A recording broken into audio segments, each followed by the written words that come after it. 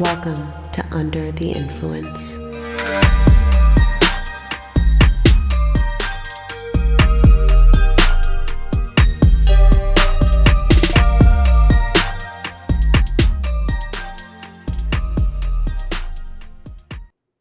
Hi, everyone. Welcome to this episode of Under the Influence. Today, joining us, we have Anis Mukhaiber, better known as the indie rapper-singer Anis the Rapper.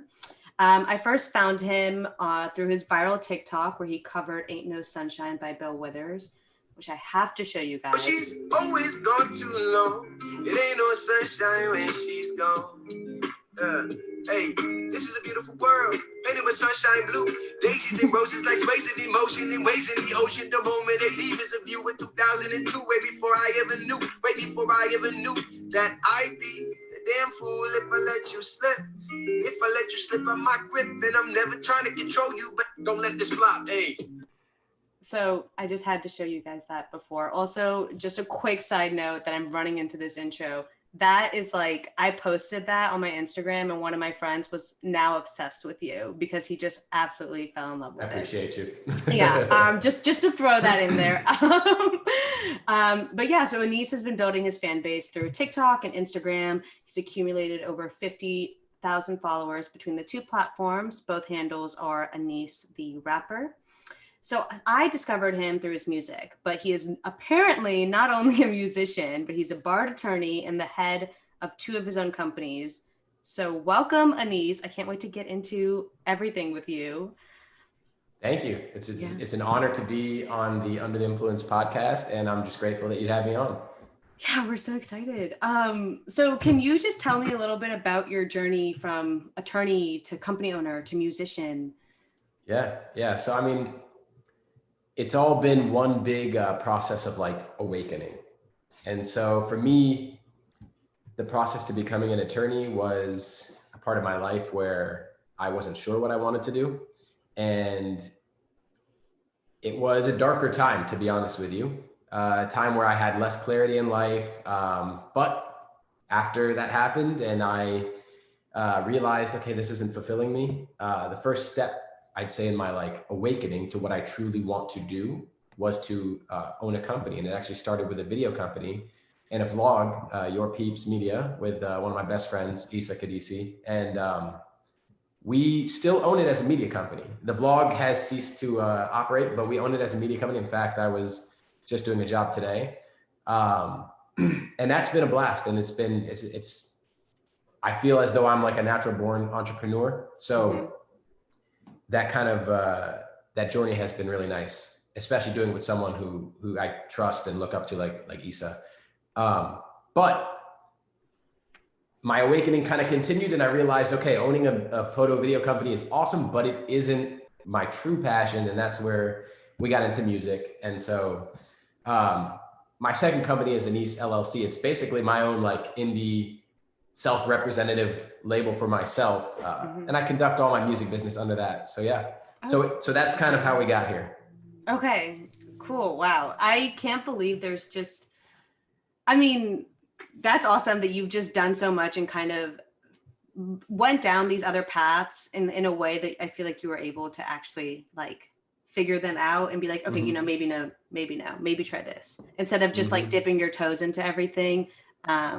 Which I feel like is kind of, I don't know. It's you dip your toes in, you're like, maybe I don't like this, but you've never like swam in the pool, so you don't know. You know what I mean? Right. No, for sure. And it's it took a long time. It felt like ages. But I'm just super grateful to be where I'm at. And the one thing I will say in life, and this is gonna sound so cliche, but I don't believe in regrets. I don't believe in looking back and saying, what if? What I truly believe is that everything I did was a requisite step to get to where I'm at now. And had I not made that decision to go to law school and become an attorney, and even though I didn't enjoy it, had I not made that decision, I probably never would have fully woken up.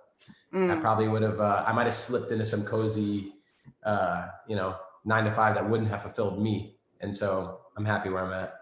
That's awesome. That's really cool. So now that you're based, are you doing full-time music? That's the ambition. Yeah, okay. That's definitely the ambition. Yeah. So, it is full time in the sense that I'm putting well over 40 hours a week into my musical endeavors. Mm-hmm. However, you know, it's not, it takes a long time before music can become financially sustainable for an artist, especially an independent artist. And so for me, the work I do in photo video is the other, I'd say like half of what I do, although I spend probably a lot more time on music. So yeah, I'm full time, but full time with, I guess, another job. Yeah, no, yeah, that makes sense. I mean, I feel, yeah, with any, like anything creative, you're like, yeah, that's what I'm doing. But it's going to take some while. I have to pay the bills. Yeah, exactly. Yeah. No, exactly. So, how is, I guess, your relationship with media when you're with your media company versus your own brand, I guess, between your two companies? Like, how do you use media differently between them? Yeah. Well, with my company, with your people, like with my photo video company, media is definitely I'd say it's more of like a service tool. You know, I use it to service what other people want, help bring their vision to life. I mean, that's what we do. We try to help bring someone's vision onto the screen for them, whether it's an NGO or some local corporation or an individual or another self-employed hustler out there. So in that sense, it's kind of like a service tool, but in the sense of my own endeavors, right, for my own music, media is I don't want to say necessary evil, but it is it's a vehicle, right? So without media, I could be making the best music in the world, but nobody would see it. Nobody would hear it. And so in that sense, it's necessary, right? In another sense, it's beautiful, right? Because I see it as a way to connect with the people who support my music, right? But there's a flip side to every coin, and it can be a very consuming medium. And so with my photo video company, it's a very healthy relationship. With my music, it's a daily struggle to make sure it's a healthy relationship. Okay. Yeah. Interesting. Let's get a little bit more into that. So, can you elaborate, like, what is so unhealthy about your relationship with media for your own brand? Yeah. And sorry, before we go on, let's clarify, because I think between the two companies, one is more like traditional media, and then one is maybe more like digital social media, and maybe not. So if you could clarify what absolutely. media you're talking about. Yeah, absolutely. So with my company, with my photo video company, like you said, it is traditional media. It's not as much Instagram, TikTok and the like. It's more, full service video production to be used on company websites, maybe on company socials, but with my own personal media, it's very much social, and it's very much live. It's live. I do a lot of things live. There's a lot of access to me, and it's very personal in that regard. And so, yeah, I think that's another big way that my two different worlds of media are very distinguishable. Yeah. It's interesting how there's not really like, I guess like a middle ground, like one is very outside of yourself and the other one is kind of wholly into yourself. Like you have, even just going live often, going live is terrifying, I think. What do you do? Yeah. So what do you typically talk, or do you, like, when you go live, do you just talk to people that follow you? Well, see, that's the thing is for my own media, I'm always, when I'm doing video for other people, I'm behind the camera. But when it's me in my capacity as an artist, I'm in front of the camera at all times. And like you said, going live can be terrifying, but also it can be very comfortable. And I think for me, what I've learned is whether or not it's terrifying depends on what it is you're doing and how comfortable you are with that activity, right? So if I am freestyling on live, I'm very comfortable. I'm not Okay. terrified whatsoever. Oh, I gotta move. This light is really give me a second. I don't want the glare to bounce off. All right. So like I said, if I'm going live and I'm freestyling, very comfortable. That's my element, right? I'm feeling myself. Even if I'm going live doing a Q&A, right? Engaging with my support base, you know, trying to open myself up more and then allowing other people to open themselves up and sort of just connecting.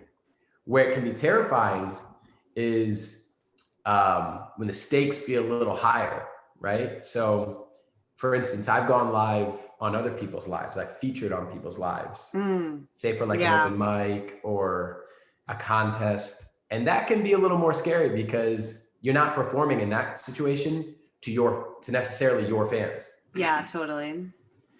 Yeah. So if you don't deliver, you don't know how to. On my own live, it's always love. My support base is like a family. But when you dip out of your own pool, you got to bring it, or you don't know what's going to happen. Yeah. Yeah. Okay. Yeah, I see what you're saying. What as I was scrolling through, I mean, as I followed you, I've noticed the way that you interact with your followers is really interesting. You do this thing where you write letters to them, like handwritten letters to them. Can you talk a bit about that and like why you decided to do that? Yeah. It started off as an effort to just connect on a realer level. So, you know, I have X amount of thousands of followers, but I'm aware that not every follower is as much a fan as the next. And so the letters is for me a way to offer people a chance to have a closer connection. You know, you want to draw a certain line where you preserve your own privacy and your own, you know, I guess barriers, but not every single one of my X amount of thousand followers might want a letter even, but there's those who really rock with me, who really have been supporting me since day one or since whenever it was that they found me. They've just been totally all in on my music. And for those people, I think it's important to sort of to go a little bit further. I don't know, for me as not as an artist, but for me as a fan of other artists, I know that would mean a lot to me. Yeah. If one of my favorite artists was, you know, willing to, even if it's just a small handwritten note, I'm not out here writing novels. You know, I'm not going to take credit for something I'm not doing, but yeah, but I'm writing 1-page letters. And if I were to receive that from one of my favorite artists, it would mean a lot to me. So how does it work? Like, is there like a reciprocity with it? Like, can they write you back? So that's a good question. Actually, I've only had that happen a couple times. Okay. Typically how it's worked is I've told people, there's been a couple of different ways. I've done giveaways where it's like, if you want a letter, just, I don't know, DM me and I'll write you a letter. I've done every single person who's ever bought a sticker or a magnet. That's like the small amount of merch I have right now. But for anybody who's ever purchased, right, there's a letter automatically with that. I haven't asked for letters in return, and I don't think I've received more than a few. But I don't mind it because people have sent countless beautiful and really thoughtful DMs to me. And I take those to heart and they mean a lot to me. It's a tricky balance though when it comes to letters, because that's, you know, you're stepping outside of this, you know, this metal device into like the real physical world, right? So, you know, for people to write letters to me, there'd be some privacy concerns, I guess. I do have a PO box. People can write me letters. I put the PO box on the letters I write, so people could. But no, it's not really like a reciprocity thing. Okay. Yeah, one of my that was going to be my other question. Like, if you had like a PO box where they, you know, physically could. So what do you think is the difference between, like, I don't know, because with a DM, you know, I feel like you see screenshots, people like, oh, so-and-so DM me, especially like stan accounts. And they're like always in like the bio, like, you know, so-and-so follows me. And like that becomes like a major stan account or whatever. And so how do you feel? I mean, like you mentioned you get a lot of thoughtful DMs and like they mean a lot to you. How do you feel like the difference between, I guess, the relationships cultivated through DMs versus those with the letters and maybe the few people that have written you back? That's a great question. I think that I don't want to take away from DMs because obviously you can write some really meaningful things, and this is the world we live in. It's a digital world.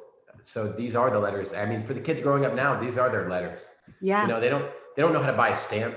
They don't, I don't even know how to buy a stamp. No, most people, they don't know the difference between, a forever stamp but the thing is, I think that there's something to be said for pen to paper. And I think that there's something to be said for something to be physically drawn, written with your hand. And for me, that's why I've been sending these letters. I want people to know. I mean, theoretically, I could DM people the same copy and paste message, right? Yeah. And just personalize it. So I guess when I write these letters, it's a gesture of, you've taken so much time for me, let me take some time for you. So I guess there is some reciprocity in that. It's just that, with DMs, I think that, they take less time, but they're not less meaningful. When I receive a DM, you could send me a letter or a DM. It would probably mean the same to me, but I think that there's some people where if I wrote them a letter as opposed to a DM, the letter would mean more to them. Okay. Yeah, I see. I think, I feel like it based on what you're saying, it seems like it's different if it's like supporter to you versus you to supporter. Like how you're saying you could DM a whole bunch of your supporters, your followers, the same message, just like change the name, and like the amount of effort that it takes is, maybe like 30 minutes. Versus if you wrote all of them, even if you wrote all of them the same letter. That's a day. That's 2 days. That's a week. Yeah, and so on your part, I guess it's actually, there's a lot more effort in your part on doing that and showing that sort of, I guess, love for them in that way. Yeah, I guess so. I mean, it's definitely one of those things where it does take time. It takes when I've done letter giveaways, like I'll sit here writing letters the whole day. Just like I will literally wake up, start writing, and it'll be like nighttime and I'm not done writing. But there's benefit in that for me because the practice of writing so many letters to people, just, so much gratitude, so much reflection, it's very healthy for me. So I hope that people appreciate the letters and that they mean something to them. And I can only imagine they do. But for me, as I'm writing them, it's almost like a spiritual exercise of like practicing gratitude. And I think it's very healthy for me to take that time because it wouldn't really mean anything for me. It might mean someone to get a DM from me saying thank you, but it would mean a lot less in terms of my own, like if I'm taking the time to write a letter, like I have to really meditate on what I'm saying, how I'm writing it. And I'm very particular about my penmanship. So it's a labor of love. Yeah. There's also so many, I guess, other elements. There's the paper, the envelope, the stamp, there's all these other things that go into it. And I have a method behind that, but that's for another time. Okay. I'm wondering, I mean, do you know the like general demographic of your followers, like the age? Yeah, I do actually. Let me pull up my analytics. Pull up my stats. Let me get these stats up here real quick. So Instagram does a great job and so does Spotify. However, it's different. So when you're asking my demographics, I should ask you, do you mean on social or on streaming? That's interesting that it's different. I guess I would think social, where whatever demographic you directly interact with more, which I think would be social. Definitely. Yeah. So on social, my big demographic is like teenage to about early 30s. So, okay. Which is what I love, right? Because that's wide. People who are young enough that they're the next generation of concert goers, and people who are not, past the age of wanting to go to concerts. It's like almost split. It's like a little heavier with the guys, like maybe like 52, 48. Mm-hmm. But then on stream, it's like straight up, like right down the middle. Oh, and the age I believe on stream is, it's a little bit more focused it's more people in their 20s. Okay. Than the teenagers and like the 30-year-olds. That's interesting. Mm-hmm. Yeah, that's interesting. So like when you say teenage, is it like, I mean, you know, that goes from like 13 I think to it says 18. like 13 to 17. Okay. Okay. So I'm wondering, I mean, and you might not even know, but I'm wondering, you know, if the people that you're writing these letters to, depending on how old they are, I feel like someone that's maybe older, you know, late 20s, 30s, like they would appreciate the letter. Oh, And for I'm, sure. you know, but like I'm wondering if like a 13-year-old would rather have a DM. Like Yeah, I'm like, why do I gotta open this mail? yeah, they're like, why did someone send me mail? Like what like what is this? And So yeah. that's interesting. I never really thought about that in terms of like the demographic of these people I'd be writing letters to, but I'm confident that they are a little older, Yeah. because that's a great question, because I don't recall, I mean, I don't really look into everybody's page to see, you know, and you can only see so much, Yeah. but I guess what I pick up on, because some of these people are like loyal supporters, and so I have a degree of a connection with them. I kind of know them. I would know them like if I saw them, right? And so Okay. I think you're probably right. I think it would probably be people who millennial and up, Yeah. like not Gen Z. Yeah. Did I get those labels right? Gen Z is the younger one. Yeah. I mean, I Yeah. think you're technically a millennial. Yeah. So millennial Yeah. and older. Yeah. Yeah. I'm at the cutoff. I was like, I want to be Gen Z. Gen Z is You're the so baby. cool. You're the baby millennial. Yeah. I'm a 96, so I'm like right at the cutoff. But like, I'm literally, I couldn't be Gen Z. I'm such a grandma. Like it's. Old spirit. Yeah. So that's what I'm saying though, because like I Yeah. think it would be around exactly your age range and up. Then again, I don't know. I mean, I do think there probably are a few people that are, you know, older Gen Z members that have opted in to get letters. I don't know. Maybe, you know what, for your sake, I'll put up a poll Okay. on my Instagram, and I'll say, you know, I'll divide it by demographic and we'll figure it out. Okay. Sounds good. I'm so thinking of generations now. Like I found you on TikTok, and I feel like Mhm. TikTok, you have a larger platform on there. Mm-hmm. And I mean, TikTok stats aren't, because it's not public yet. They're, you know, their demographics or whatever, Right. their stats aren't out. But just on my usage, I feel like it's a younger crowd. So what has your experience on TikTok been? TikTok is very interesting. It's very interesting because in many ways it's so beautiful and so helpful. And in other ways, it can be the exact opposite. It can be very detrimental, very toxic. So just like anything, I've had to sort of try to strive for balance with TikTok. I actually was posting on TikTok since last May. I'm not talking about the May that passed, but the May before. Oh, wow. So like, what does that put us at? Like a year and a half away, a little more than a year and a half, with no traction for like a year straight. And I knew it was the wave just because I could tell like this is kind of like Vine 2.0. Yeah. And if, for those people watching the podcast that were on Vine, you know that Vine was like uber popular. And Vine was it. I Vine loved was it. Yeah. I was a huge Vine fan, right? Mm-hmm. And so when I noticed that TikTok was like that heir apparent to Vine, Yeah. I got on it. I went hard, but in the beginning, I got no traction.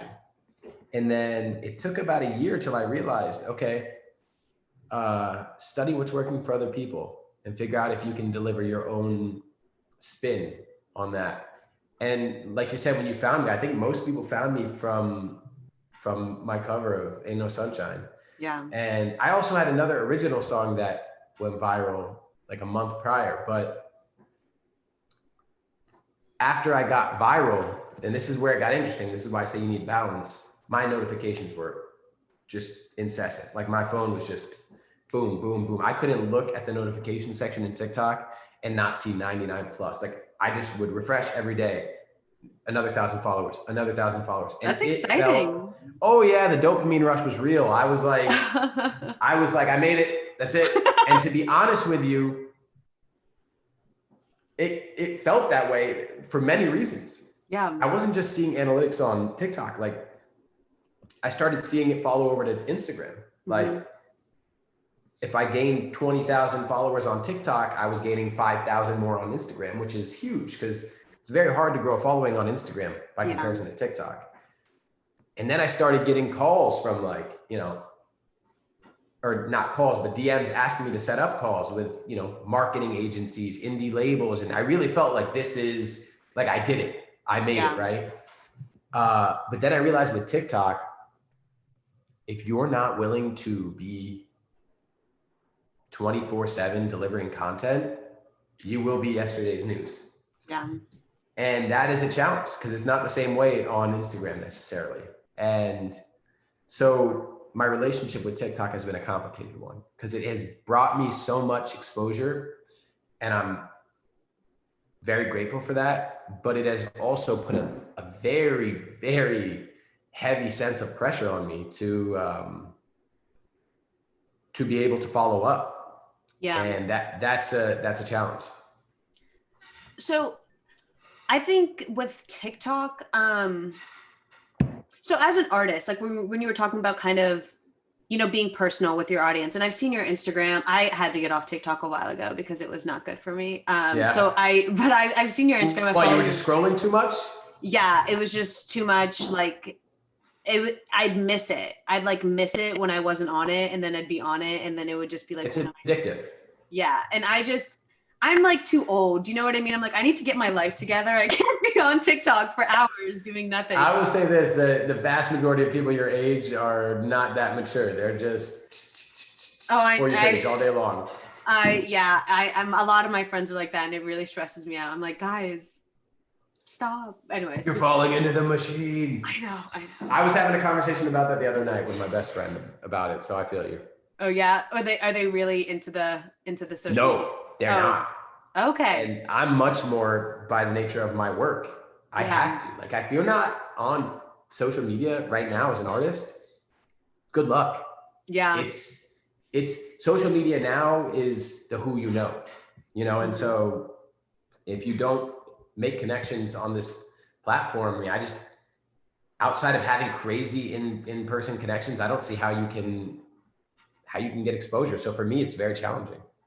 Yeah.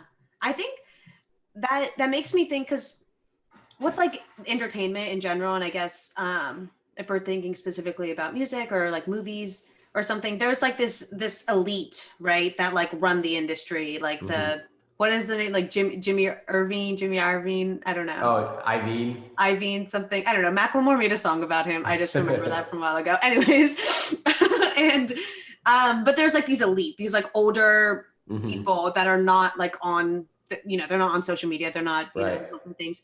But now with social media, it's like the masses have so much more of a voice. Like they can make someone go viral, and then that person then now has to get the attention of these, you know, 100%. These higher ups.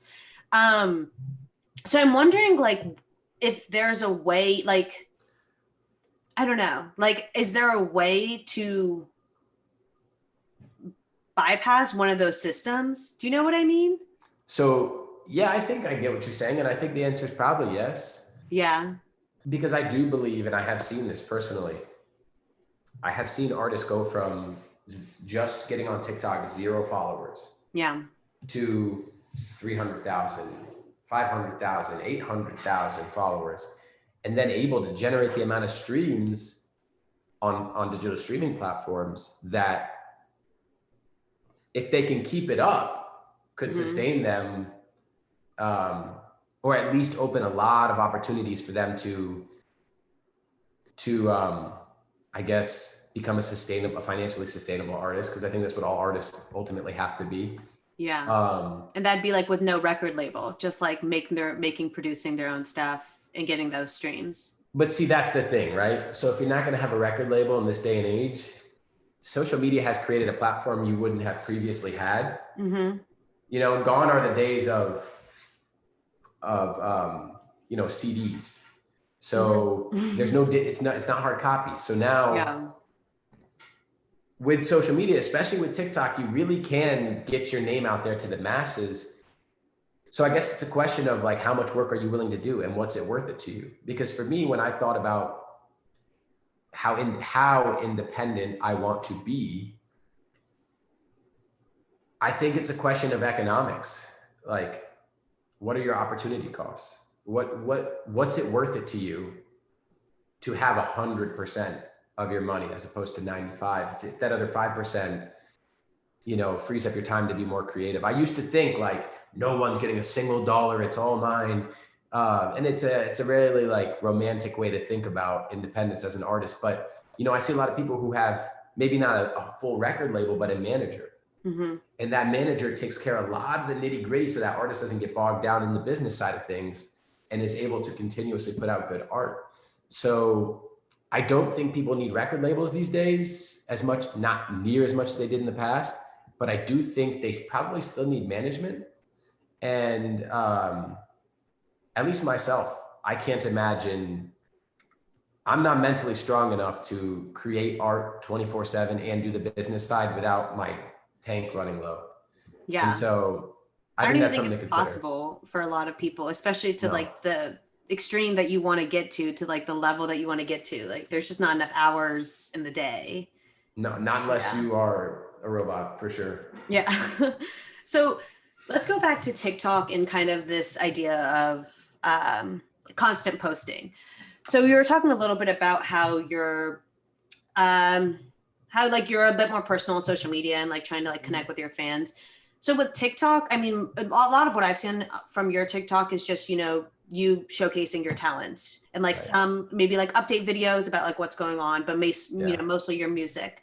So do you know, you're saying you have to kind of be on it and upload a lot. I can see how, you know, like consistently putting out a new piece of art is like challenging, especially at like the Very much. pace that that, you know, you need to do it for TikTok. So have you considered like, I don't know, maybe trying like a vlogging thing? And if so, why haven't you? Or if you haven't considered it, why not?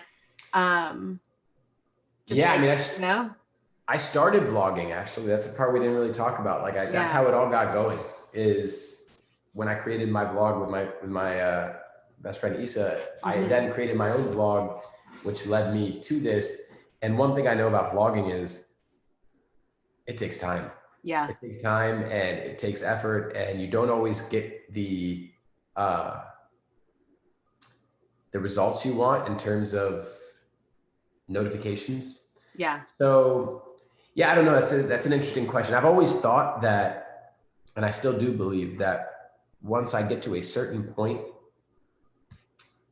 in terms of numbers, maybe numbers of loyal followers or numbers of people who view my content, I would love at that point to create some longer form content and not stress out on the daily of, I'd love to get to the point where some of these artists are these successful, you know, some of my favorite artists where they're not posting every day on social media. They're not constantly on TikTok, you know, knocking down the door, but I just don't feel like I'm there yet. I feel like I, in terms of opportunity costs, my time is most wisely spent at this point with this more repetitive, consistent short form content. So I guess I'm thinking like even like on TikTok, I guess like I guess I want to know your reasoning behind only making TikToks that are, or like majority only making TikToks of that are music. musical. That are musical. Oh, I miunderstood Yeah. your question. Sorry, Okay. I think because the word vlog kind The vlog of triggered me. I'm like, no, I already did a vlog. It didn't work. You know, I just don't think when I do that, I get a lot of views, to be real with you. Yeah. And I really feel like such a sellout saying that, you know, like I only will post if it's going to get views, but I've tried. Maybe and I'm very, very open to the possibility that I just haven't tried the non-musical content the right way. And if there is a way for me to be able to put out daily content without having to write a 16 or, you know, stitch together a mashup of, you know, if I could, I would. And maybe that's what I need to do. But it's you know, it's challenging. And that's one of those questions I still need to answer for myself is, can I make content that's not musical, that won't damage my page, so to speak? And I hate to think of it that way, but you have to, because on these platforms like TikTok and Instagram, it's a gallery of sorts. Yeah. And if you're gonna put up artwork in your gallery that isn't strictly musical, can you do so in such a way that it doesn't detrimentally affect your gallery? And I honestly have to think more about that. So what if the gallery, so a gallery is like a showcase of of selected curated pieces. But I feel like with social media, something that I feel like is a big discrepancy is like this idea that that's what it is, but also that it's like 100% people are like showing off their lives, kind of like with social media influencers, you know, like how it's like, yeah, well, we're like completely let into their entire lives or whatever, and they like document their whole life. Right. But then there's like this idea, you know, that I feel like is always on social media, like social media is a lie, like don't believe everything you see. Do you like see that? And it's really weird. It can be. And it's very bizarre to me, this kind of like back and forth with it, where like people are, you're like on the app, and then there's content on the app telling you what's on the app isn't real. But even people that are like not, maybe I don't want to say pretending, but like showcasing their whole lives on the app are like, this isn't my whole life, but like this is my whole life. I don't know. Yeah, I don't know if that makes sense. It does. And I think I understand what you're getting at. And if I don't, you can just cut me off. But I think I do a lot of that on my Instagram story. I think I try to incorporate people in the more non-musical, casual parts of my day on Instagram stories. And here's a long story short. I have not been able to make music for the last 4 months because I sustained a throat injury. And so because of that, I haven't been able to create the same content, the same musical content, right? And so for that, I haven't posted on TikTok since more than one time since August. And on Instagram, I've only been posting like pictures, which is difficult because I don't really like to be like, I'm not on here to be like an Instagram model. I don't want to post pictures of myself all the time. I want to post music. And Instagram stories have been a way for me to stay connected with the people who truly support me, whether it's just a funny moment or a thought-provoking question or a peaceful, serene, you know, like a serene view if I'm going on a walk in nature. Because I do think that my Instagram supporters, they know me on a more personal level than any other platform.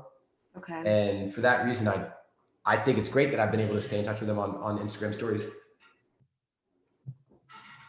But TikTok's challenging because there's no story feature. It's just posting, unless I've not been paying enough attention to the app. And so I think it's just posting. So like if I were to put what I would put on my Instagram story on a TikTok post, I don't know if it would. And that's the trouble with TikTok is it's all, everything is post. You got to be ready. It's got to be post ready. Yeah. Everything is kind of meant to go viral. Like the purpose of a post is to go viral.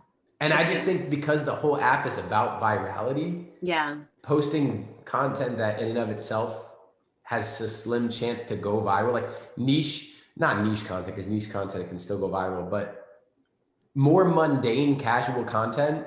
Yeah. There's nothing wrong with it. There's nothing wrong with the mundane moments, the casual, beautiful, natural, slow moments in life, but they're just less likely to go viral.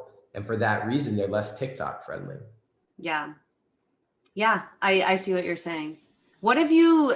So the idea of virality and opposing it to kind of these like serene, slow moments, I read something a while ago when I was like studying media, and it was about it was Susan Sontag's book, and it's called, it's somewhere in here. I forget what it's called, but I think it's called The Power of Empathy, something along those lines. This is embarrassing. I shouldn't know. I'm going to look it up. You're good. The Power of Empathy.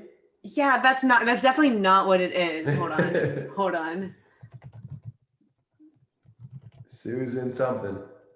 Sontag. I'm gonna get it. The Real Power of Harnessing. Nope. That's a totally different book. Anyway. Oh no, what is it? Okay, whatever. It's fine. All right. Anyways, no matter what it's called. No matter what it's called. Maybe I'll edit it in and just pretend like I knew it. Yeah, Anyways. you put the text right here. Yeah.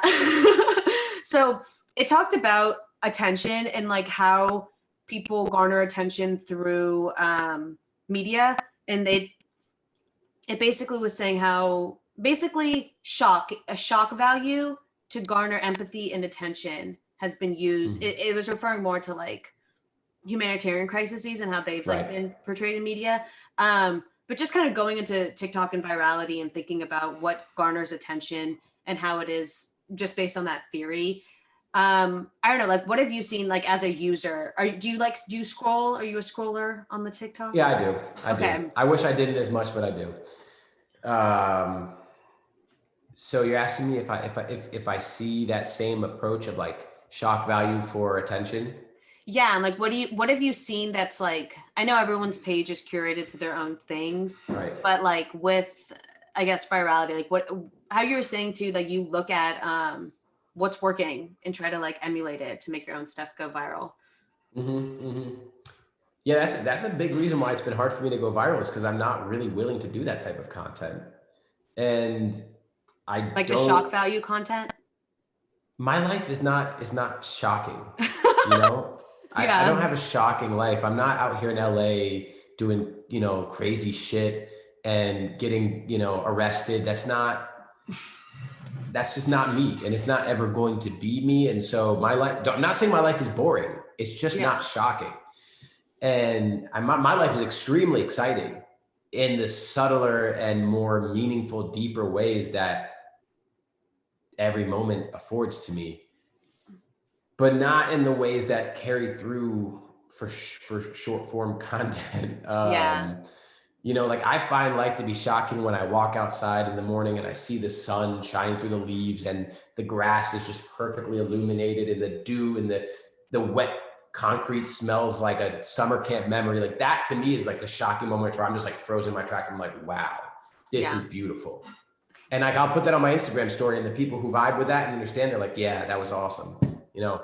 But that would not go anywhere on TikTok, not unless I was like really good at editing it. Yeah, I think that people do that. They do that. The thing about TikTok, and you asked me about my studies of it.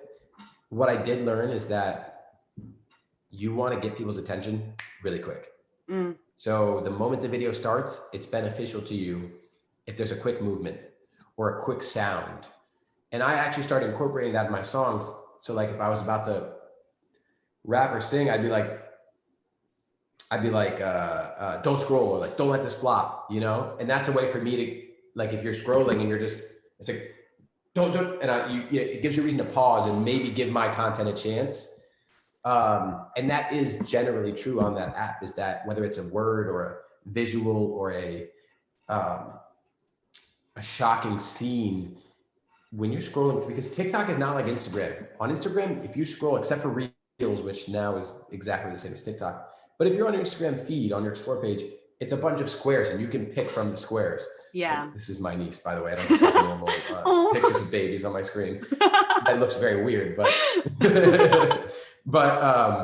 you know, on TikTok, you're scrolling. It's a constant stream of content. Yeah. So it's a battle. It's a war of who's going to get you to stop swiping up your finger. And you're more likely to get the finger to back away from the screen if it's immediately engaging. And that is very challenging for me, because it's hard for me to feel motivated to constantly vie for someone's attention, you know? And it's that, because that's just not what my music is about. It's not what my art is about. It's not what my spirit as a human being is about. Is like, I understand everyone in the social age, you need to get people to pay attention. Yeah. But to be constantly doing it 4 times a day, curating content with that exact aim, is draining. It's exhausting. And I think that's why you see a lot of these TikTok stars burn out and get depressed and get hooked on drugs and get, you know, just develop unhealthy habits, or, you know, get off the app. because it's just as it is addicting. TikTok is a drug that flips on both sides, right? So it's addicting for you and me as consumers to keep. It was so addicting that you said you had to get off the app, right? Yeah. And I have had to do that as well at times. Yeah. But then as a content creator, it's equally addicting, because when you get that one video that goes viral, which I've had a few, that dopamine rush is like no other. Yeah. You know, it's a very real, colorful affirmation that you will succeed if you keep doing this. Every time your notifications keep showing up, 99 more of them, 100 more followers. As an artist, that's like, it's addicting. You want more of that. And so with an app that's so addicting for both the creators and the consumers, I think that you can't be too careful. You can't be too careful with your usage of the app. And I have yet to find the happy medium of creating content on this app that'll allow me to thrive as an artist, but at the same time maintaining my mental health and my peace of mind and my inner peace. And so, but I deviated a little bit from your question. I think ultimately, yes, I have seen tons of shock value for attention. Yeah. So, well, really quickly, I found the book. It's called Regarding the Pain of Others. So that wasn't anywhere close to what we thought it was. But it kind of, it's like that sort of empathy is in there somewhere, but yeah. Man, we would have never found it. Yeah. Anyways, for any of you listening, I know you were stopped in your tracks. So so you're a lot of what you've been talking about is coming to these platforms as an artist and as someone that's trying to grow your brand. What if that wasn't what you were doing? Do you have any social media that isn't related to your music? I have like a personal account that I very rarely use. On Instagram? I think, on Instagram, not on TikTok. Yeah. And it's funny you ask, because I try sometimes to think back to like, what was my relationship with social media before I went down this artistry path in life? And I used it, but I did not need it. Yeah. And now I need it. And that's a challenge, because, when you need something, it holds the power over you. You don't hold the power over it. And so TikTok holds a power over me now that it wouldn't have held over me if I wasn't an artist. If I was like just doing another path in life in another universe where I'm a high school teacher and I don't care about creating art, I don't even know if I would have a TikTok account. But I might, because I will say that, there's a lot of good on the app. So if I did, whether or not I would or would not have an account, I wouldn't need it and I wouldn't use it in the same way. Do you think that sort of ability for anyone to go viral and anyone to kind of become, for lack of a better word, like a star, for someone to become something is enough for like any average person, regardless of if they're even aspiring to be, someone in an entertainment field, to try their hand at it? No, I don't. I think that as a content creator on TikTok,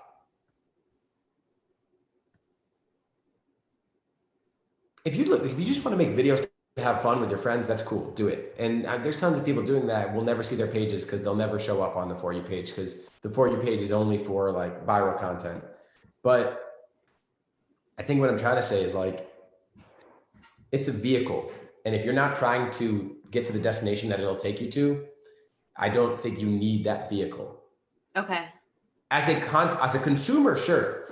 As a consumer, I think TikTok's awesome as a consumer. Awesome, not without its own detriments, because it certainly has many of them, which we've spoken about. But as a creator, I don't think if TikTok, no, I don't think so. No. But who that's just for me. Yeah. No, I'm just wondering. Because I think going back to thinking about like how you would use these apps if you weren't using them for your career. Like it's such a different thing to try to use it for your brand and your career. And I mean, we're both millennials. We're a little bit older, Mhm. and so I Mhm. mean, I remember I had got Instagram maybe in high school, my freshman year of high school, and then like the iPhone was out before then, though, like when I was in middle school. Right. But um, did you ever like use AIM? Oh yeah. Oh yeah. Yeah, it's a big aimer over here. Oh, 100%. So how do you think that I guess like communication and interpersonal communication, like from that time when we were younger and using, you know, you have to sit down at a desktop, like usually like a family computer or something, and like talk to your friends, whatever, and then you leave, versus now where like it's not just like you can text your friends, but you can like I can interact with your content and I've never Right. met you. And I can Right. like personally interact with your content. Oh, 100%. Yeah. And you can video chat someone you've never met on Instagram. Yeah. Like you can, I've had people just call try you to video chat me. Yeah. And I'm like, what is this? Get out of here. No. Like, no. Yeah, I mean, the accessibility that we see now in the terms of digital media and the connectivity it creates between even people who don't know each other we're living in such a different world than even just 10 years ago. Do you feel like, how do you feel like, I guess maybe a relationship with your closer friends, like friends that regardless of these, you would still be in, regardless of, you know, you'd be in contact with. Has that changed? How has that been influenced by this accessibility? Like you mean like even FaceTime? Yeah, maybe. Or are you talking more social media? I guess any and all. Yeah. I mean, look, everything in life has its opportunities and its detriments, its beauties and its ugliness, its pros and its cons. And that extends to everything. Right. You know, food, social media, art. Yeah. Whatever, books. I think there's a lot of beauties that I've been able to incorporate into my life. Like I can FaceTime people I would not have been able to see their face for months at a time. Yeah. Previously, but now I can FaceTime them, right? And I can catch, and you know, sometimes that matters. If you got an older grandmother, if you've got a sick relative, if you've got a friend who just needs your help at the moment and they need a face-to-face kind of, there's a lot you lose when you can't see someone's face when you're talking to them. So like I want to be very clear, like I definitely reap the benefits of it. And I'm not here to say that like, oh yeah, I don't, you know, no matter what critique I will levy against social media or the digital age, I am the foremost abuser of all of these things. And so everything I say is, you know, is more of like a do as I say, not as I do thing. But I think there's a lot of detriments, right? So I think there's a lot of beauty in being inaccessible, in being unplugged, not reachable, right? Yesterday I was driving around and I found myself in the middle of the woods and I walked around by myself and there was this moment where I was like, oh, I gotta go get my phone. It's in the car. And I was like, then there's another moment that followed right after. I'm like, why? Why do I need to get my phone? Like, for what reason? Like, what am I gonna do? Maybe in its capacity as a camera, that'd be nice. But like, for other than that, what do I need the phone for? And I'm very terrified that in this day and age we live in this digital age, if we're not careful, we will, as a society, as a population, not a society, as a population, as a human race, we will begin to feel that we need the technology and the connectivity at all times. And we already see that on a personal level, on a mass level, on every level. So I worry for the generation, for the, you know, Gen Z and the generations to come, because in some senses, I think we're the last generation that grew up without that constant connectivity. Yeah, you know, totally.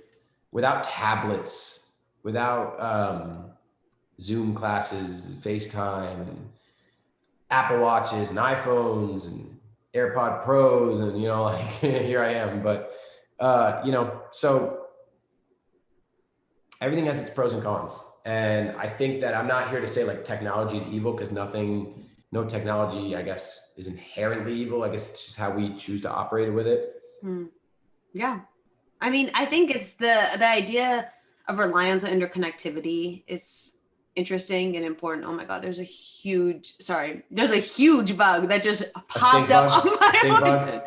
I have no idea. I don't know. Okay. He's just chilling. Yeah.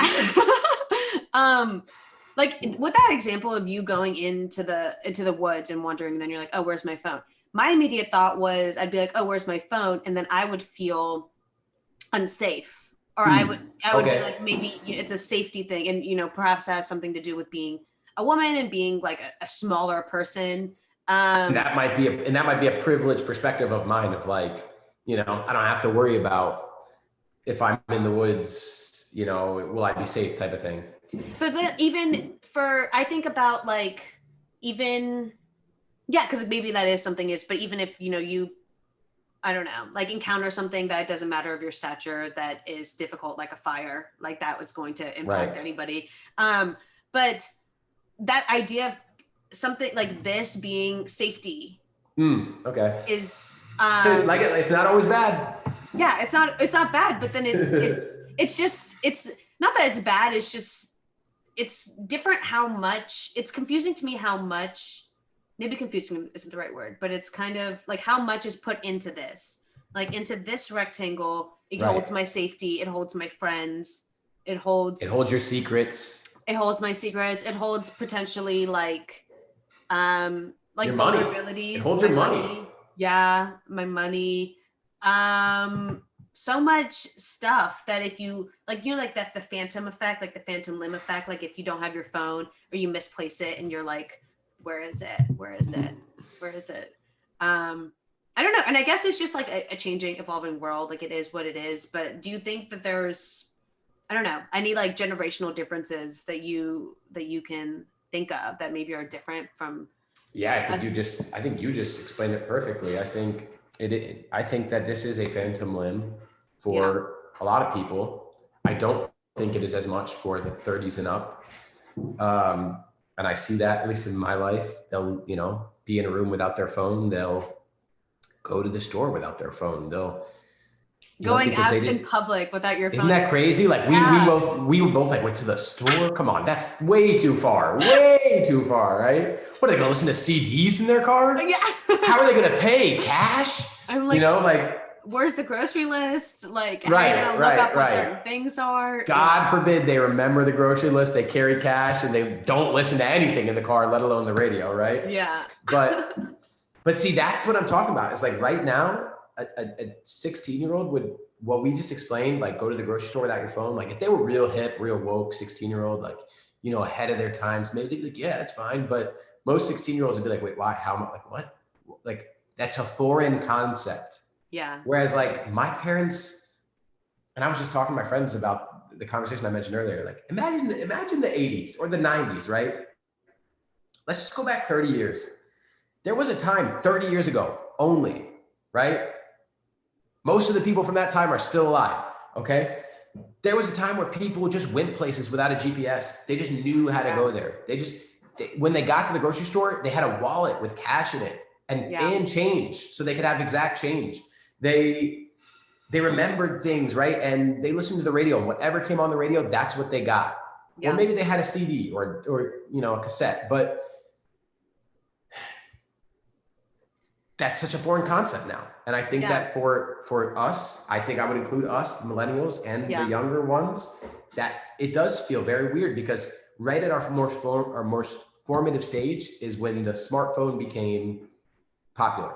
Yeah. And so it's like, I think we're like that hybrid in between where like some millennials, maybe they were already done with high school by the time the iPhone came out. But some, like, that was like all they knew, right? I mean, I started with the Razor, right? But I had the chocolate. But shortly thereafter, it became the iPhone, right? And or Palm Pilot, iPhone. I took this levels to this shit, but But Yeah. the thing is, like, you know, I genuinely believe that this has become, as you said, an extension of our bodies, and it has many beauties. Like you said, it can keep you safe. It can keep you connected. It can allow you to capture things in a way you couldn't before. But I just am a firm believer in the beauty of not having what you want at all times. And like, if you're driving in the car and you can't listen to the song you want, then that's probably a good thing. That's probably a beautiful thing. If you are not able to take a photo of that beautiful sunset, then maybe you just have to admire it with your eyes today. Or if you can't FaceTime a friend today, maybe you can remember what you wanted to tell them, and it'll be even more special next time you see them. And so I believe that the phone has made everything so accessible, and when things are accessible, we can always have what we want, and we shouldn't always have what we want, because if we always have what we want, we never get what we need. And so that's kind of how I feel. That's really interesting. The idea of, you know, always getting what you want. I was thinking about that too while you were talking. Give me a second. The light's fading. And so Yeah. is the video Wait, quality. me too. Hold on. I'm starting to look green. 1 second.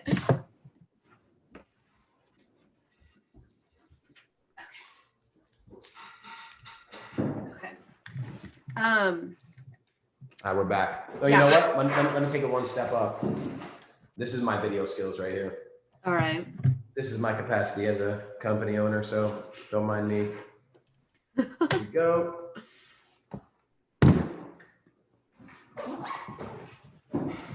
Just, you know, I'm gonna make sure the podcast views. For those of you watching the Under the Influence podcast, we go to different levels to get you good video quality. I just need to figure out what is the best. Yeah, there we go. We'll diffuse it a little bit, bounce it off my water bottle. There we go. Is that too much? Nah, it's good. I need one. I'll send you the link. Yeah. It's a good light. Let me make it a little bit warmer though. It's a little too bright right now. All right, here we go. Okay, cool.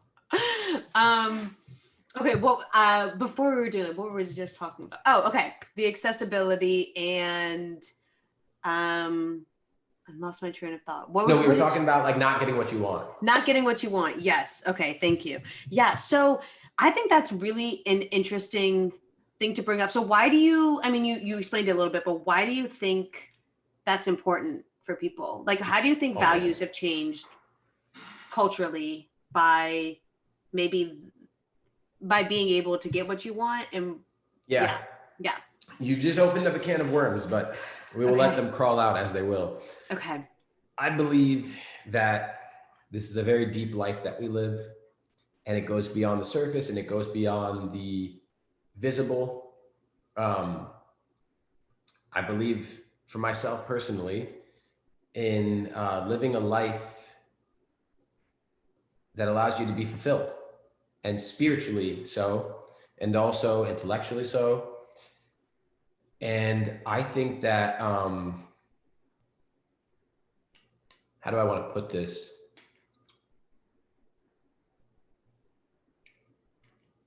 Let me think of the best way to put this.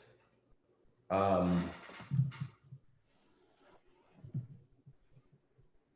me spit out this Werther's, otherwise I'm going to be like grossly sucking on it on camera. All right. What is it? I had like a little off drop, but gotcha. All right. So, so the question was like, why is it important to not get what you want at all times? And what's the beauty in that? And like I said, I believe you need to be spiritually fulfilled. I believe you need to be intellectually fulfilled. I think for humans, we can accomplish as much as we choose to, which means that like our accomplishment level, our success is highly dependent on our level of discipline, right? Okay. And like, it's very hard to be disciplined in this world. Yeah. Very hard to be disciplined. But a big key to becoming disciplined, I think, is to get humbled. Mm-hmm. And humility is not a value that is very popular in this day and age, because humility is not about you, right? Humility is like thinking of yourself less and allowing yourself to not always be exalted. And I think if you allow yourself to accept a life where you don't always get what you want, you can be humbled a little bit more, and Okay. thereby maybe become a little more disciplined and become more fulfilled. Because if you only ever get what you want, if you grow so accustomed to only ever getting what you want, you become delusional, in my opinion. You know, I'm not the best. I'm not clairvoyant. I can't see the future, and I don't know everything I need. Right. So if I was living a life where I was constantly getting what I wanted, I would never stop to do what I need. I would never stop to put myself in check. And I think small moments, right? The restaurant not being able to make the meal that you want, the song not coming on, you not having your phone, so you have to listen to the radio, or your friend showing up a little late, or your plans getting canceled, or you know, small little moments like that where you can't get what you want. They allow you to reflect and maybe just be grateful for what you have.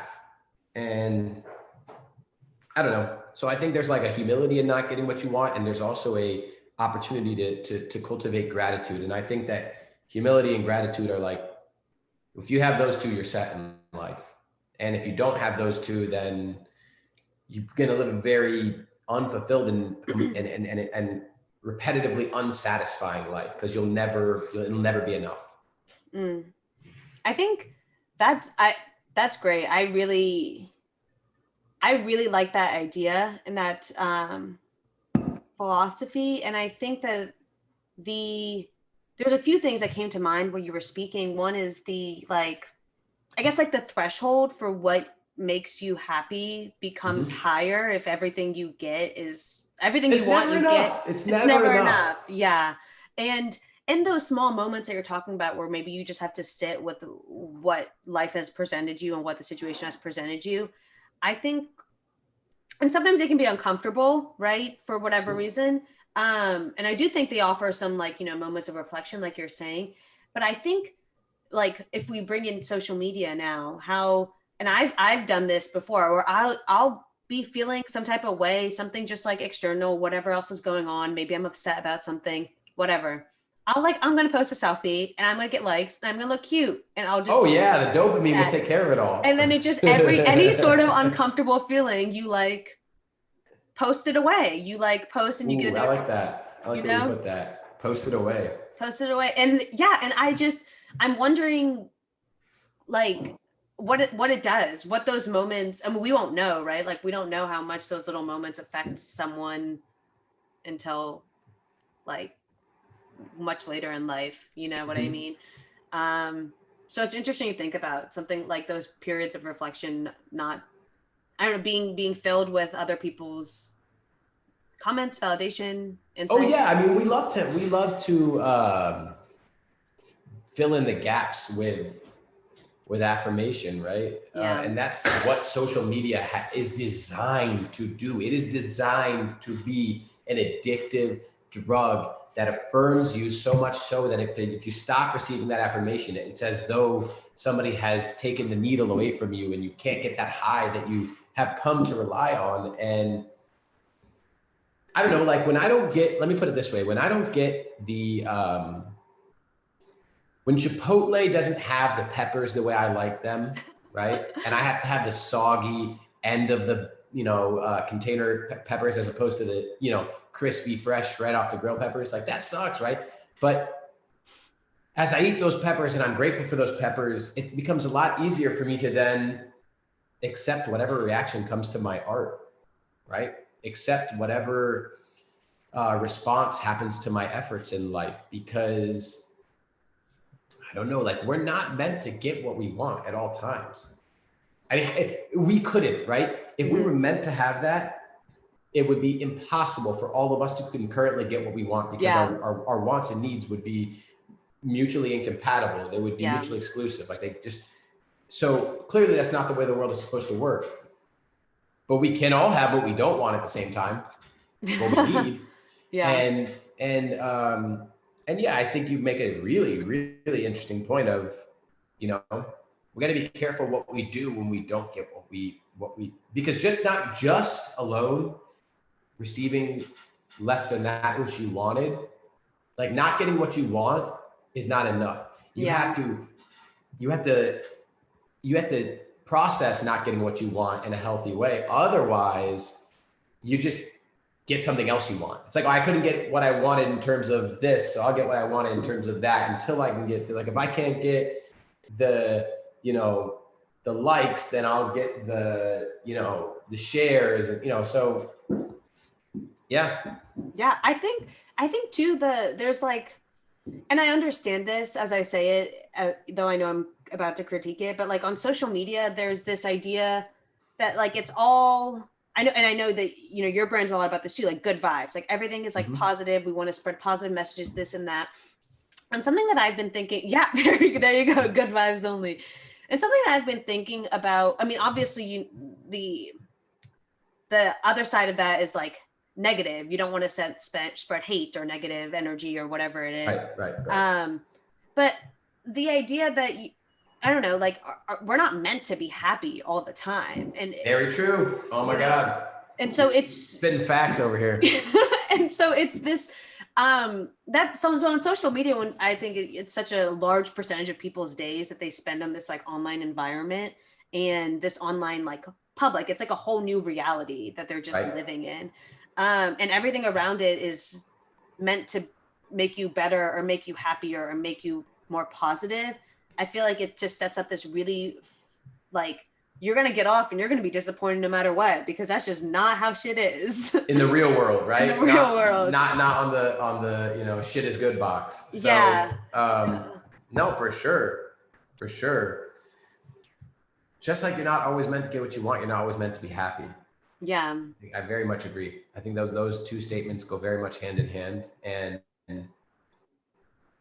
I mean, that it's a long, there's some very long-term implications of those realities, right? Yeah. Like, cause people always want to talk about like their existence and what it's meant to be. And look, everything in life is economical. Everything is a commodity, right? The Instagram, Facebook, TikTok, they're all selling the same thing that Disney and Warner Brothers and MGM sold before them, and that they're selling emotions, and they're selling emotions into your head. You're not changing the way they feel; they're changing the way you feel. So they're selling you the happy ending in every Disney movie, right? Okay. Yeah. So we because when you step back and realize, I thought about this yesterday as I was watching a movie, very rarely, I mean, you see it a little bit more these days, but very rarely do you see a movie that just ends sad or that just ends unresolved, or in the middle somewhere. Sometimes it happens and I respect that, but most of the time they're selling happy endings because it's a story, right? And Instagram is your story. And so you can, you're tempted and seduced to think like, there's got to be a happy ending to this story, right? And for everyone, I hope that their life has a happy ending, but like, I don't think it matters if you have a happy ending. I think it matters if you have a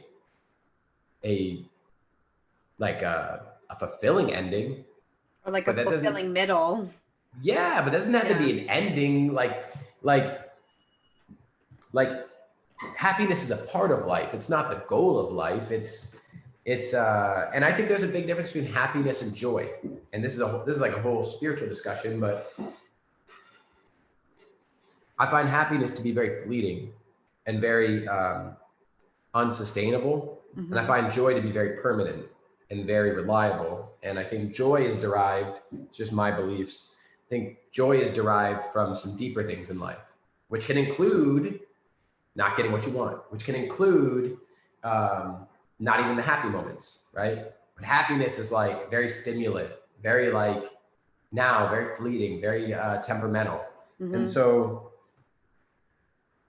yeah, I mean, but you know what? Navigating these social media apps, good luck selling joy, because joy is it doesn't grab as much attention. is happiness. You know, Yeah. not to be a cynic, but that's just reality. Yeah. It's not ephemeral, so you can't buy it. Mm-hmm. Yeah. Yeah. That's interesting. I mean, And joy takes work. yeah. Happiness doesn't take any work. You know. So like, yeah, go on. No, go ahead. I was gonna say, so just like in your definition of your separation between them, happiness is more related to just that dopamine effect. It's just that like neurological, like upper. It's a quick hit. Yeah, a quick hit. Yeah. Have you seen the Social Dilemma on Netflix? That just came out this year, right? Yeah. I haven't seen it yet, but I have definitely been told to see it, and I will. Yeah. So there's it's really good and kind of like an inspo for why I started doing more of this stuff. But awesome. Yeah. One of the lines in it, which I thought was really interesting, kind of pertinent to what you're saying, is the only two fields or groups of people that they call the consumers users are like drug users and like social media users. And I was like, that's really insane if you think about that. And yeah, the idea of happiness and it being fleeting, and also I think the idea of it not being an end all be all, I think is really important and kind of a foreign concept. Like even generation wise, like I don't think like spans generation. I think everyone always thinks that that's like the end goal, and I'm not. Who am I? I don't know anything, so I can't say that it is or it isn't. But it's not the end goal. But you can. But I can like, say it. I'm the guest on this podcast. It's not the fucking end goal. Happiness is a splash of color on a very big canvas of life, you know? So yeah. well, it's not the goal. Yeah. Well, I want to keep you here, but I've kept you here for so long. But I feel like we could talk about this. We've gotten into such spiritual topics now. I feel like into so many. This is a good combo. Yeah. I'll come back on the podcast. Okay. Part two. Yeah, exactly.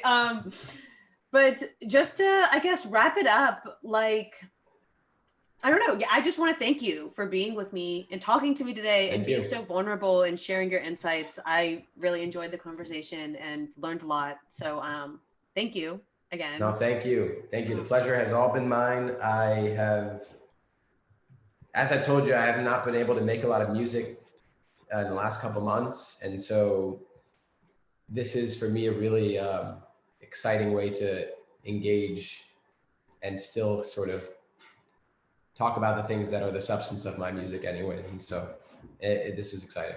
Yeah, that's awesome. I love that too. Finding new ways to like indulge in your craft or do your 100%. Craft. This is a different part of the craft, the podcast side. Yeah, exactly.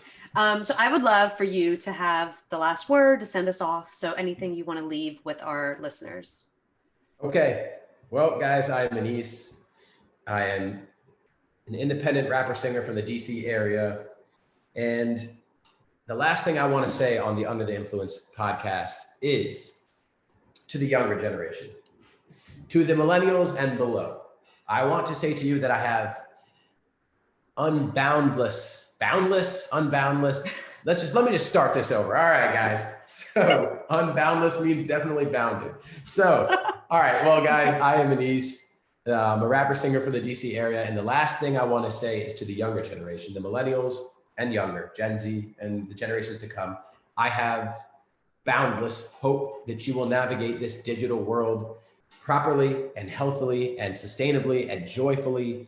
And the key is balance. We talked a lot about social media. We've talked a lot about it from a using standpoint and from a creator standpoint. And no matter which side of the coin you exist on, I think that cultivating the ability to have balance is the only way to have sustainable joy in this digital world. And so I wish that for you. And I do not believe and I refuse to accept that that is not possible. So thank you for having me. And let's definitely do a part two. Yeah. Thank you everyone for listening. Thank you, Anis. Everyone stay safe. We'll see you next time. Peace.